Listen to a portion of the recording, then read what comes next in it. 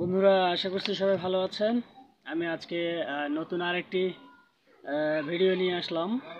এটা হচ্ছে যে কিভাবে আমরা আমাদের নিজেদের প্রোফাইলটাকে আরও বেশি অন্যের কাছে পৌঁছে দিতে পারবো, রিচ করাতে পারবো, গ্রোয়িং করাতে পারবো।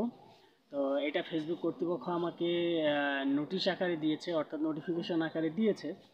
তো নোটিফিকেশনটা এরকম আপনারা স্ক্রিনে দেখতে পাচ্ছেন।